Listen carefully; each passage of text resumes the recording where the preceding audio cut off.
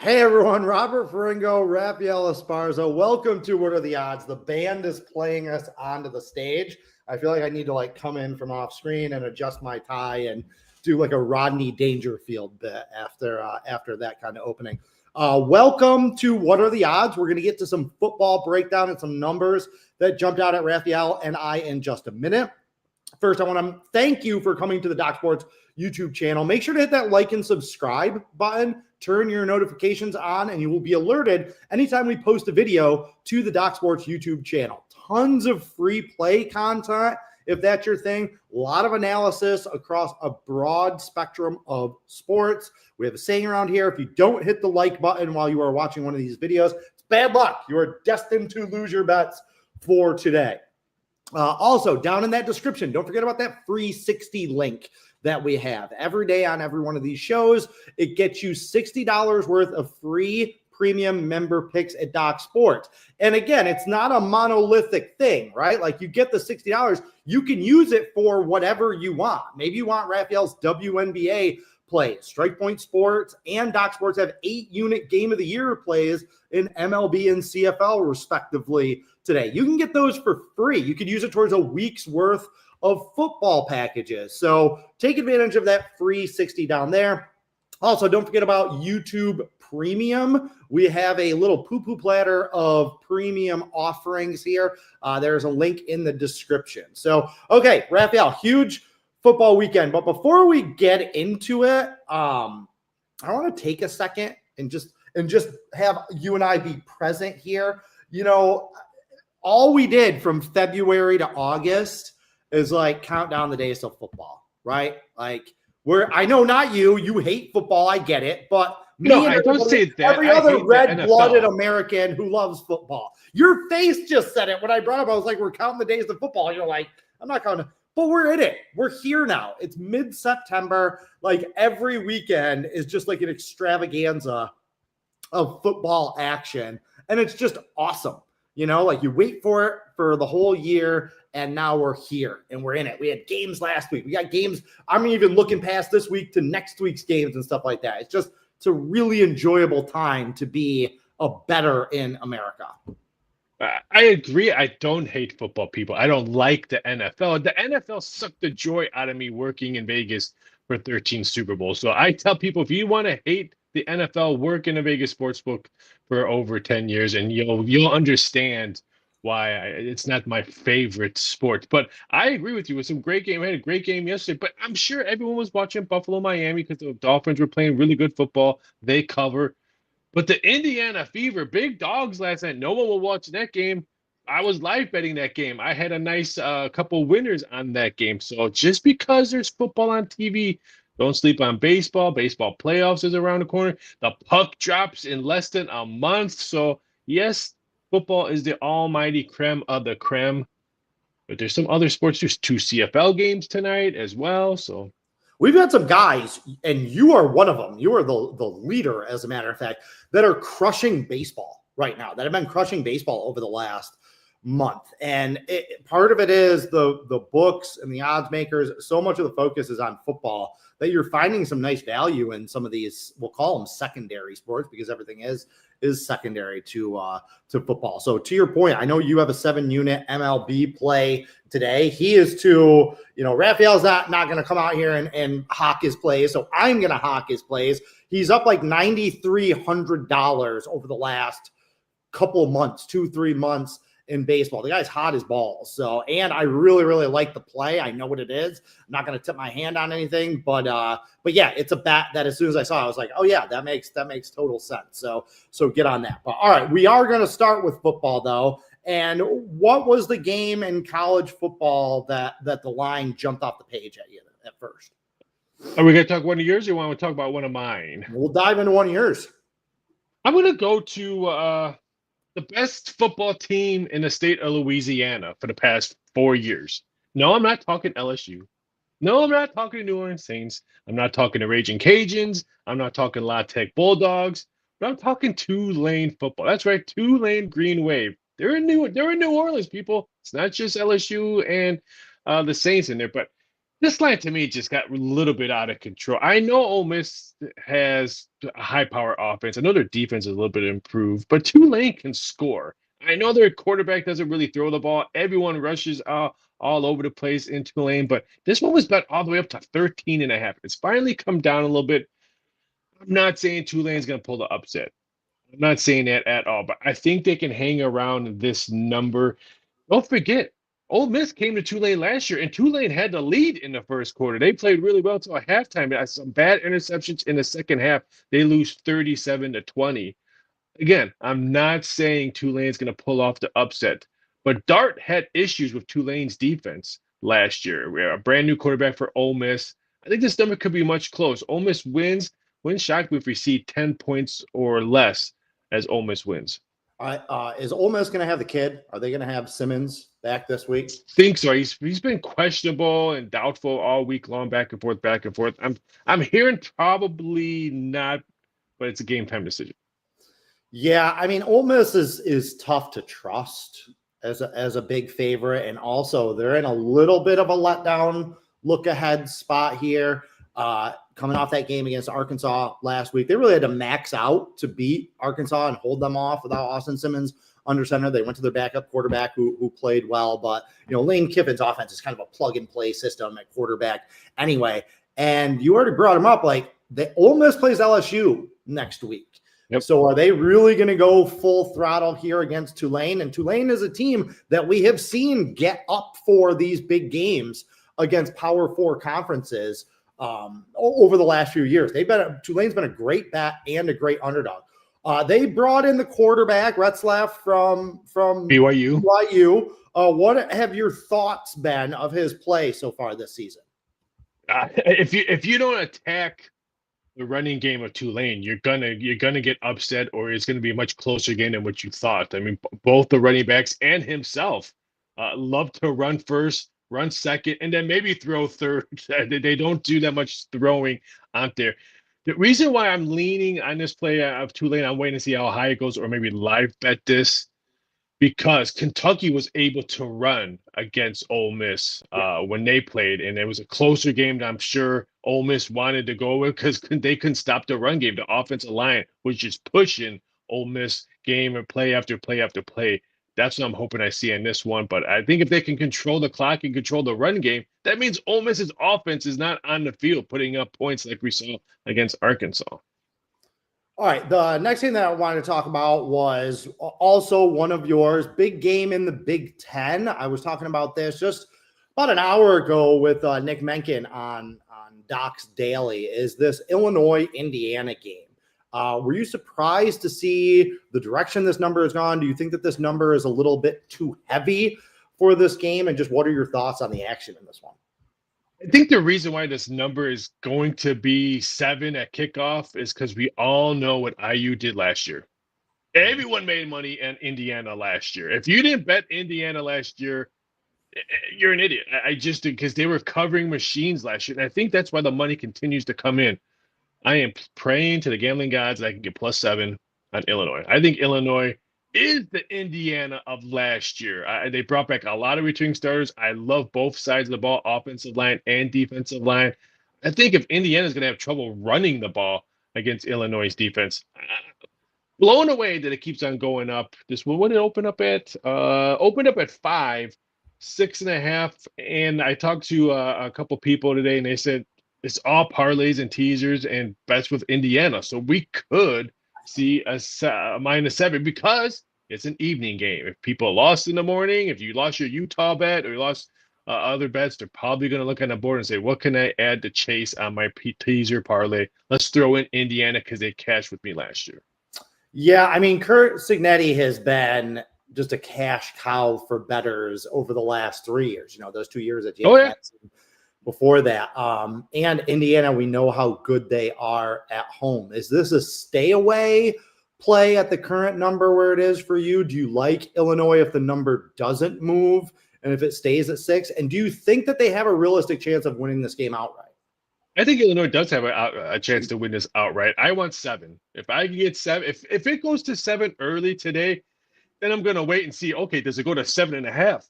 at 7:30 Eastern Standard Time. This is when you look at the numbers. Okay, it moved.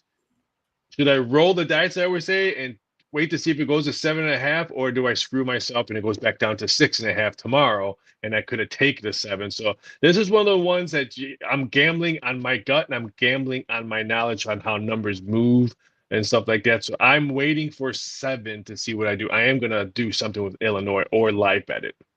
Yeah, this one is I agree with you that this number, it's a little surprising that it's this high, and it's a little surprising that it's still moving in that direction to me. I thought that 4.5 was going to be a good number for this game. So I do see the value with Illinois. Now, I'm not in a hurry to bet against Indiana. That's why it didn't make my card, but this is not the same Indiana team. They're still damn good. They're still a really good team, but last year was last year and this year was this year. Whereas this Illinois team, it kind of is the same team, right? Like they brought back 19 starters from last year. So what you saw last season is what you're going to get. And what we've seen from Illinois under Brett Bielema is pretty consistent performances. Now, Raphael, the way I'm looking at this game is that I don't care who wins, frankly. And I don't even care who covers.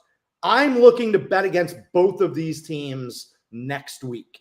Indiana has to go to Iowa next week. So if they win this game, big primetime highlighted game, and then they got to go on the road to Ames. That could be a potential letdown spot. If Illinois pulls the upset, they host USC next week. I think if Illinois wins this week, they'll be favored next week, and they may be laying too few points against a very high-powered USC offense. So, I mean, what are your thoughts on betting against the winner of this game either way? I would be very cautious on Iowa. They could lose tonight to this is being recorded on Friday. Rutgers. This video is being recorded at 2:00 Eastern Standard Time. They play Rutgers tonight. So I love Rutgers as a plus dog on this one. Me, I'm not a money line bettor, but I would take money line Rutgers. Why would I want the +2 or 2.5, whatever it is right now? So what's the mentality of Iowa going to be if they lose this road game to Iowa? So I would maybe pump the brakes a little bit on that one, because I wasn't impressed with them and how they played against Iowa State. If Rutgers controls them today, and let's say it's an ugly game, then I want nothing to do with Iowa at home next week. For me, I'm the exact opposite. That's a best case scenario. The best case scenario for me is that Iowa loses and doesn't play well at Rutgers. That Rutgers is just really excited. Friday night, prime time, kind of standalone. 3-0. Yeah, big game for them. If Rutgers wins, they make Iowa look bad this week, and then Indiana turns around and maybe they win by 2 touchdowns over Illinois, then I'm going to snap it, because we're going right back the other way. All the public is going to be on Indiana next week. This is a game that I remember just in my research. People have been talking about this Illinois-Indiana game since the summer, really. Yeah. That this is like a defining turning point game, that either one of these teams could be sleepers in the Big Ten this year, and that this early season game was really going to set the tone for both of them. So I really feel like both, especially the winner, is going to have a letdown. So what do you think? Okay, we'll bounce back on the other game. Let's say Indiana beats Illinois. Let's say 7-10 points. And USC, Lenny, cover your ears, dominates Michigan State at 11 o'clock. I'm going to be staying up watching football instead of boxing like last weekend. What do you do with USC, Illinois next week if they dominate Michigan State, and let's say Illinois comes in struggling and beats and loses to Indiana? Because this offense of USC, it's pretty good. Granted, their defense has some holes, but this offense of USC is pretty good. In that scenario, I think that USC will be a small, like -1 favorite. I think the books they're going to understand that they're going to be taking a lot of USC action in that game. So they're going to put the number in a place where they're going to need Illinois money to balance it out. If Illinois loses, again, if Illinois loses and doesn't cover this week, I feel like that bandwagon is, a mile long, but an inch deep on the Illini. And you know how fickle bettors can be. If they don't look good, don't play well against Indiana, who has a high-powered offense, then I think the expectation is going to be the same next week. And if USC, they're a team that is trending upward right now. They were a team that came into the season with a lot of momentum. So if they blow out Michigan State and Illinois loses and doesn't cover this week, then I think USC is going to be a small favorite. If Illinois wins, and regardless of what USC does, I think they'll be 2.5 point. I think Illinois will be 2.5 point favorites next week. You know what time that game is? The USC, Illinois USC? Yeah. I don't. Okay. Just curious. Why? What are you thinking? How do you think that's a big difference? It's a noon game. Oh, see. Noon game, which works against USC. Yeah, that's huge. That's a big minus for USC, especially for the books. If they need that balance, let's say Illinois money comes in, which I don't think. I think USC money is going to come in. But yeah, that's a horrible time slot for USC. What do you think that number will be? Illinois wins. It all depends. I mean, if Indiana if Indiana beats Illinois, and I say domination from USC, you figure if you're the books, I would put up 3. I would put up 1.5. I would get as much Illinois money as possible, and then if they bet Illinois all the way down to 1, then you know you're going to get USC money Thursday, Friday, Saturday. I would definitely throw up a 3 just to grab as much Illinois money as possible. What if Illinois wins this week? And USC wins, or just? Yep, Illinois wins, USC wins. You got to make them a favorite. They got to be favorite at home. I don't know, because I think you'll just get trampled if USC money is for real anywhere. But that's a tough one. That's a tough one. But you know the sharps. Even if you posted a 3 on USC, you know that big bettors, smart bettors are going to see what you're seeing. Illinois is great at home. They're completely different at home. USC is playing well, but who the hell have they beaten or played? They haven't been good under Lincoln Riley. They're all offense, no defense. I would think that the big bettors are going to. What was Illinois at Duke? Do you remember that point spread? They were like -3. That was a small. They were -3. Yeah, that's a tough one. Like I said, because there's certain teams you make numbers because you're gonna get bombarded with their fan base, and USC is one of the top ones over there. So that's a tough one. Going to be a big public team, but like I said, Illinois with home underdog value, sharp bettors and smart bettors, I think are going to dwarf the USC money on that. If you're giving me Illinois at home at noon and 3 points against a West Coast team that has to come for that early kick time, that's an automatic play for me. Basically, what if Lenny has any contacts at Michigan State? If he can call them and say, "Hey, any points this weekend, Lenny? Need some points this weekend." Get them to tank. Okay, let's stay in the Big Ten and Michigan, Nebraska. I got to tell you, I was a little bit surprised. I thought Nebraska was going to be favored in this game. I thought they would be like a 1.5 point favorite. Michigan did not look good on the road against Oklahoma. In that game, I thought that game, a little bit of a misleading final score. I thought Oklahoma really controlled that game from start to finish. And Nebraska is a team that, people have been on the Nebraska bandwagon for a few years now, but I feel like this is the most realistic chance they've had at getting to 9-10 wins, putting themselves in the Big Ten race or in the Big Ten picture. So yeah, a little bit surprised that they weren't favored at home. Why? Like, break this one down for me. I think the books are tired of Nebraska and Texas A&M teams that we had so much high hopes when the season starts, and then look at when the season. Yeah, I think they're tired of that one. But I agree with you. I like Nebraska. This was one of those plays that didn't make my cut. I was looking at Nebraska. I'm not sold on Michigan at all this year. I mean, they look bad against Oklahoma. Now, what's going to happen this week when Oklahoma plays? That could be a big factor on how I look at both teams at the end of the day. But Nebraska at home, I think they're the right play on this one. I was hoping when I saw them being plus, I'm like, can I get maybe +2 or higher if Michigan money? I was hoping maybe Michigan would have played a little bit better last week so I can get that number. But I better than 63-3. Yeah, I think Cornhuskers is a better side on this one. I think they win this one.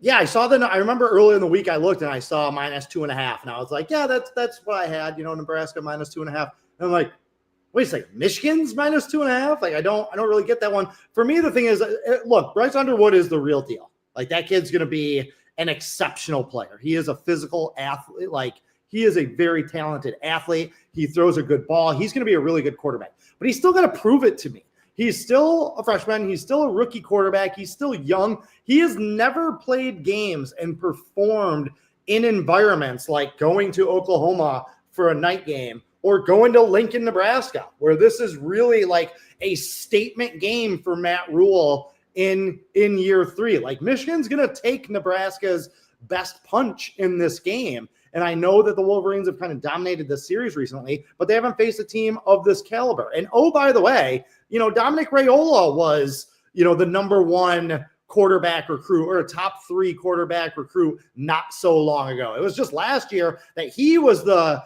trendy freshman starter that is going to be the future NFL draft pick. So I give Raiola the experience edge. I give the home field advantage edge. And like I said, I'm really surprised that this one has Nebraska as an underdog.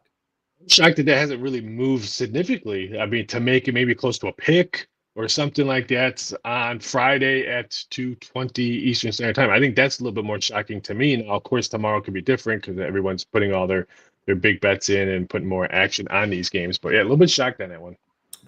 Do you think, how much of that do you attribute to it just being, hey, Michigan, big public team?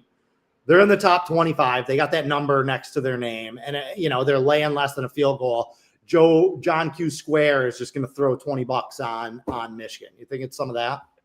I do believe so. I think the 2 games that they play, I mean, Cupcakes coming in as one, so thinking, they haven't played a Michigan type one. But you said it, the quarterback play of Underwood, I mean, you could tell he's a freshman. When I watch him play, you could tell he's run first, maybe throw second, where it's totally opposite now. You need to throw first, run second if you're going to be that type of a mobile quarterback. Something else that I don't think is getting enough discussion in this game, Sharon Moore, the coach for Michigan, is not going to be on the sideline. Nope. Okay, Michigan is going with Biff Poggi, used to be the coach at Charlotte. He really is the one who kind of built that program at Charlotte. He used to wear T-shirts with the arms cut off on the sleeves. That's what he'd wear on the sidelines. It's like this big, fat, sloppy football guy. He's a head coach for Michigan in this game. He coached them last week in Central Michigan. They really ran it up on the Chippewas. He left his starters in, for the majority of the second half. They scored 63 points. Big coaching mismatch. You got a guy like Matt Rule, who's coached in the NFL, who's had success in college, going up against Poggi. Another big advantage for Nebraska is the guy that they have on the sideline in that game. I agree. Okay, so the other college game that I want to talk about is this Miami versus Florida matchup. This number took a little, started to spike last week. It was 7 for most of the week, 7.5 most of the week. Now we're seeing 8, 8.5. Is this number going to get up to like 9.5 before kickoff? We saw 9.5 yesterday. Most books had 9.5. Caesars had 9.5. BetMGM had 9. It's come down. I think there's only 1 9. I think that was South Point and maybe no, it's not. I was going to FanDuel, but FanDuel has 7.5. I'm a little bit shocked because when I saw 9.5, I got a couple of text messages. Hey, is that sharp money? Wise guy money? So I sent some texts out yesterday, and all 3 texts came back, said no big money on it. So that's telling me that everyone's parlaying Miami money line, everyone's teasing Miami, and that's just so much of that money coming in that they had to move it to try to get some type of action on the other side. They didn't want to have too much liability on one game. I can guarantee you this game right here probably has, I would say, top 3 most parlayed or teaser game in the college football board. Yeah, I'm looking at it now. It is 9.5 now, isn't it? Does this get to double digits, or is that? I don't think it gets double digits because now you're hanging around almost a 3-point middle with some books that had 7.5 out there. I see. It would not shock me if it closes at 8.5 or 9. I'm saying more probably 8.5. Okay, it's kind of an Alamo type game for Billy Napier, right? Like he's got to put up a showing. Florida was a big buzz team coming into the season. Were they going to build on that momentum from last year? DJ Lagway was a guy getting some kind of, sleeper Heisman buzz. Watch out for this kid type of thing. What is Florida? I mean, look, they lost to LSU. I had LSU last week. They lost. Florida did in Baton Rouge. Night game. Didn't cover. They didn't get blown out. Okay. And the reason that they lost is Lagway threw 5 interceptions. If he doesn't throw 5 interceptions, they probably beat LSU last week, right? Are we getting some good value here with Florida? Are people getting out over their skis over Miami? What's your read on where both of these teams are coming from into this game? You would think after the play that Florida has done that you would hear some grumblings like, oh, he's lost the locker room or players were upset. You haven't really heard anything like that. So I'm a little bit shocked at that. I just don't trust the Florida quarterback. When when you have the word lag in your last name, I want nothing to do with you because he was lagging all game against LSU. 5 interceptions. Really? Pull the kid. Like, because what is his mental state coming into this game after throwing 5 interceptions? After the third one, I would have pulled him. Because now you're dealing with mentality with these kids right now. Now he's going to the U, who have really high expectations. I understand why people are teasing and putting the money line parlay because they want nothing to do with the Gators. And would not shock me. I put this prop out late last night after the Dolphins lost because they threw an interception to lose the game. What head coach gets fired first, McDaniels or Napier in the state of Florida? So it's going to be very interesting because I think if the U puts up a lopsided number, he gone. Well, here's my thing. These two teams played last year. I know they're different teams than they were, but Miami went to Gainesville and won 41-17 last year. I actually think that this year's Miami team is better than last year's team. So it's like if they can go on the road and pace them, what are they going to do in Coral Gables? Like I'm dangerously close from having to find ways to lay off my futures bet against Miami on Miami under 9.5 wins. I might have to admit that I was wrong about the Hurricanes. Now, I still think Mario Cristobal is going to screw something up along the way, and he's good for them losing at least one game that they're not going to. I also don't know that Miami is going to sweep. They have to play South Florida, Florida, and Florida State. I don't think they win all 3 of those games. Do you think that Florida has enough juice to pull an upset in this kind of must-win game? No, you don't think that's realistic at all? No, I'm with you on this one. I judged Miami a little bit wrong on this one and judged Florida completely wrong. I thought Florida was going to be a little bit better team. You figure, okay, Napier saved his job last year. He's here now. The quarterback play would be much better than last year. Totally wrong on that one. So I think this one could get ugly and ugly quick.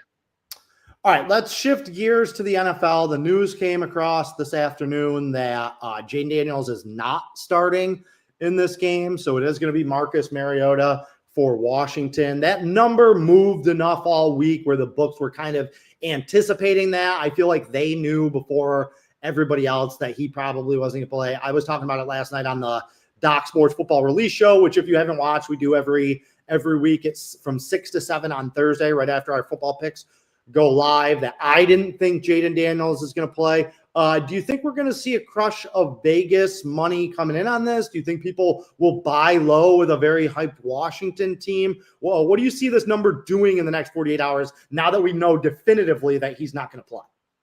Well, FanDuel and DraftKings both have 2.5 at -120. Wow, so it already moved that much. But everyone else has 3. Now, if you're taking the Raiders at +2.5, now you're getting even money.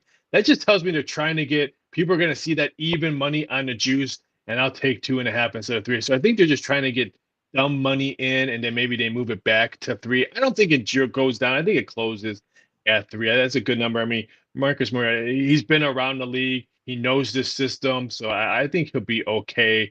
And the Raiders' offense, with night and day compared to what we saw in week 2 than what we saw on Monday Night Football. So this one's going to be tough when I stayed away this one because you were correct. I mean, most of the odds-making friends that I know and people that run books, they knew he wasn't playing. It's like we didn't need Schefter to call the sports book and say, hey, he's not playing. We knew he wasn't playing. So Schefter probably found out from them. It amazes me how many times when I used to work, especially when I worked at Caesars, because we used to have all the head coaches and TV would call us all that. They would call us before they could. Hey, we're getting ready to. What do you hear? What are you guys hearing? What are you guys hearing? So sometimes Schefter, he gets his information from other people than what his sources tell.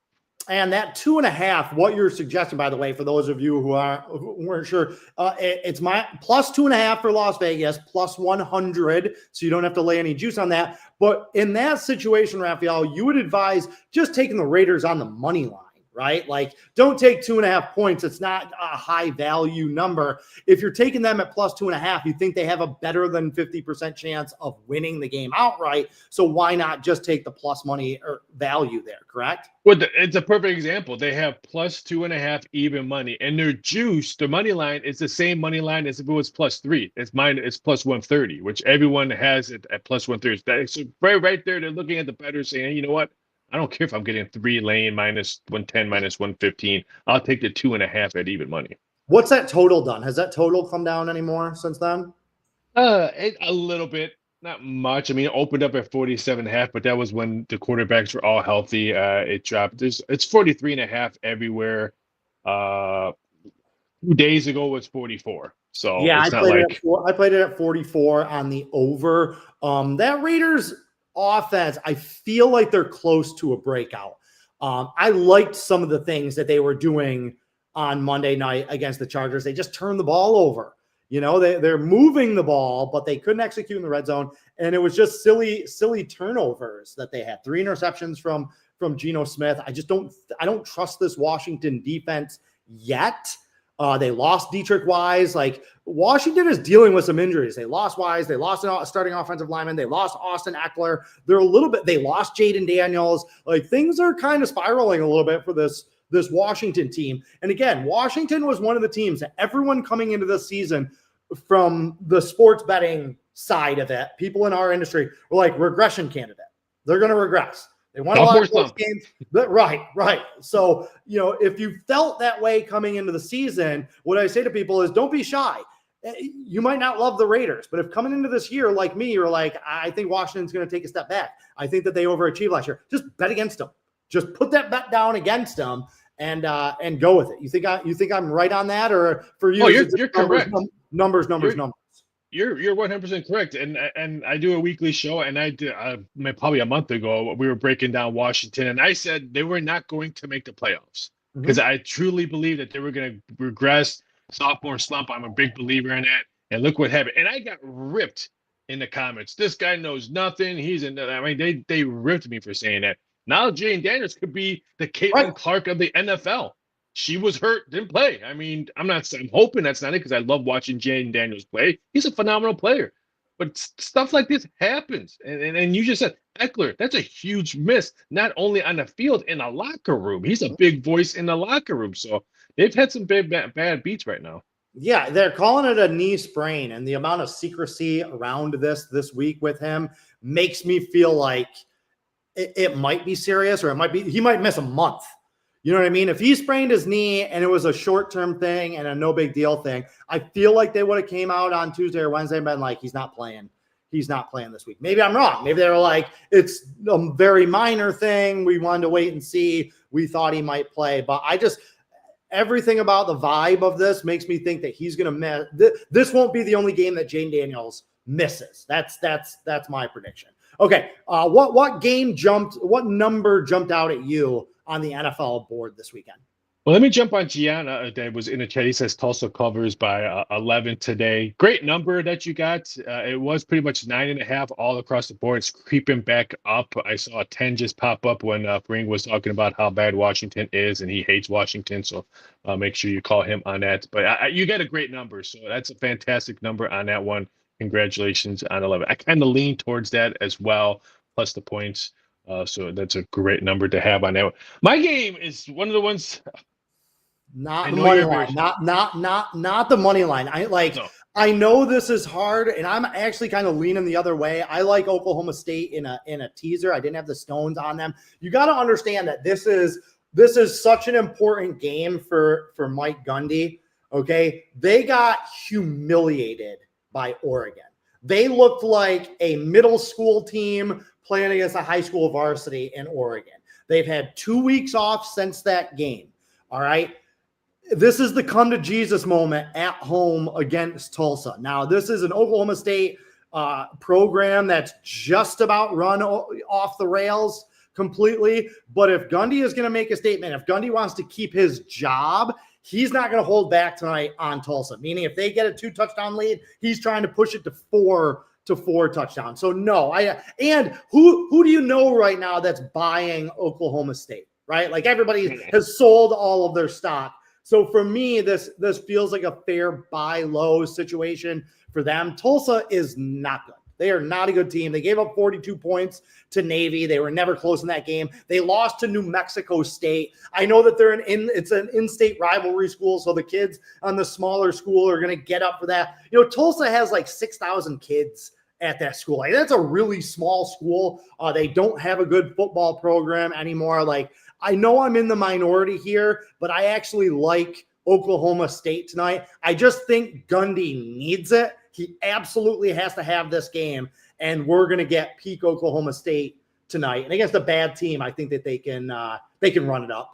I had them winning 10 points or less. Oklahoma State. Like I said, that's why I like the 11. But Hard Rock just moved it to 10.5 right now, so we might see continued action coming in on that game. So I'm not surprised. Like I said, like, who do you know that's running to the window to get money down on Oklahoma State, right? Like, they've been so bad early in the year, but this is one of those things you hear people talk about: bet against the public, bet against the public, bet against the public. I would bet OK State first half. I think they come out pissed. Yep. And again, I took them as a teaser. So, so I didn't have the full faith to lay the full 10.5, 11 points either. So even me, I'm couching my bet, but I do think so. All right. Riz is asking about the Chiefs to cover. Thoughts on the Chiefs, Raphael? I want nothing to do with Kansas City. They've been outplayed, outmatched. They look old. I know Kelsey looks slimmer than last year, but he has no speed anymore. Yeah. Until they show me something, I'm staying away from them. I disagree. I like Kansas City. I absolutely like Kansas City. They're 0-2. This is a must-win game for them. The Giants are so bad. That's the thing about this for me, Raphael. You're a Giants fan. Yeah, I don't believe you on that. Of course you're gonna make fun of the Giants. They're losers. They're the worst. Like, go find some of my videos when I had the Strike Point Sports guys on this summer, because they're all big Giants fans. It was basically just like 50 minutes of me like ragging on them. Patrick Mahomes throwing the ball to? He's throwing the ball to the guy that delivered my pizza last week. Doesn't matter. They got lit up by the Cowboys last week. They're going to get lit up on Sunday Night Football. The Giants are not a real organization right now. The Giants are a joke. And they're coming off that overtime loss against Dallas. That could linger a little bit. I don't think they're going to get some huge bump playing in front of the home crowd. They've been one of the worst teams in football at home over the last 8 years. And here's the thing. Kansas City is 0-2. Okay? If Travis Kelce if he is able to make that catch and score that touchdown instead of it being an interception the other day, they probably win that game last week. That's number one. They lost to Philadelphia. They lost to the Chargers. Those are two of the top probably 7 teams in the NFL right now, where, the Giants just got beat by the Cowboys. They really were never close to Washington, a team that you and I just both said that we have probably in the middle of the pack in the NFL. So the Chiefs are losing to good teams. The Giants are just losers losing to everyone in this game. So, no, I like Kansas City. I think the Giants are an absolute joke. I think defensively, Kansas City is going to shut them down. Think about this. The Giants erupted in that fourth quarter against the Cowboys. If we throw out the fourth quarter, so their first game against Washington, their first 3 quarters against Dallas, and the overtime against Dallas. So basically 7.5 quarters of Giants football, they scored 22 points. They're bad. I want nothing to do with Kansas City. I'm not saying Giants are winning. I didn't say that. Mm-hmm. I just want nothing to do with the Kansas City Chiefs right now. And I'm going to get you more fired. I'm going to get you more fired up right now. Yeah. Because I'm going to the Bears game. Your favorite team, the Chicago Bears. This is the last time I talk about them. This is the last time I mention them. This is the last time I root for them. If they don't win Sunday against the Dallas Cowboys, I hope Caleb Williams rented and didn't buy.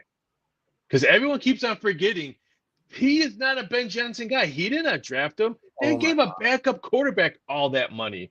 I'm sorry. If their offense struggles and they lose this game, they better start building that arena in Arlington, because the Boo Birds will come out if they don't win this game and they lose to Dallas. I think I like the Bears. I took them out late last as my play. I like the Bears to win this, but I just said it in the beginning of my statement. If they lose this game, I won't mention them. I won't play them. I won't pick them. I'll make fun of all my cousins who diehard Bear fans. This is a must win for Caleb Williams and the Chicago Bears. I love you, Raphael. I love you. You know I love you. That's one of the most ridiculous things that you've ever said in your life. Like all this hate on Caleb Williams is the most asinine stuff I have ever heard in my life. He's not good. That is ridiculous. Within 5 years, he's going to be one of the 5 best quarterbacks in the NFL. Oh, Caleb Williams is awesome. Listen to me, Raphael. Listen to this right here. Josh Allen, probably the best quarterback in the NFL right now, right? Probably the best player. Is the best quarterback in the NFL. Best quarterback, best player in the NFL.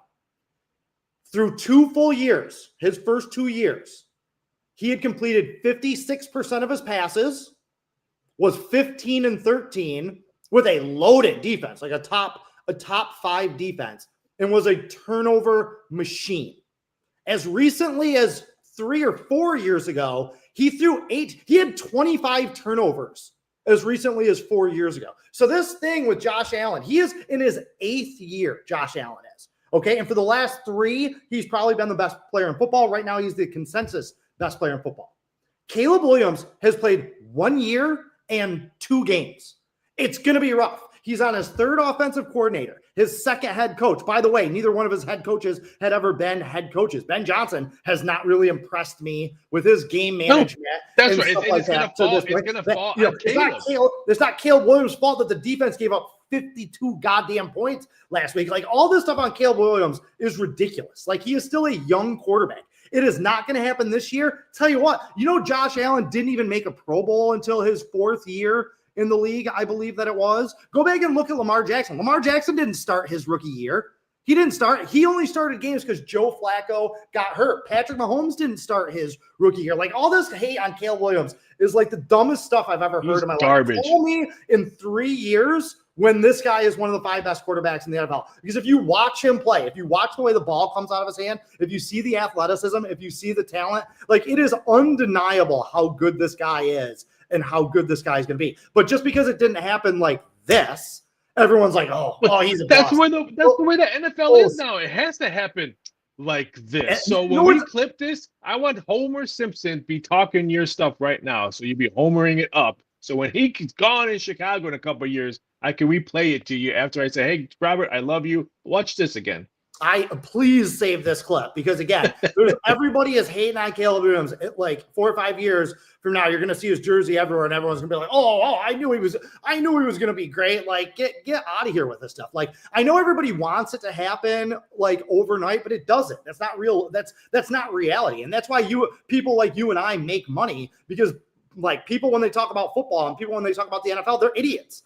They don't know what they're talking about. All I'm saying is they need to win like us exist, and that's Dallas. Why we make money. They need to win at home against Dallas, or he is dead to me. Okay, interesting number here too, right? Bears were favored when this line opened. Now they're underdogs. Justified or not justified? And is the value now on Chicago as a home dog? I'm going to talk about this because I want a better number.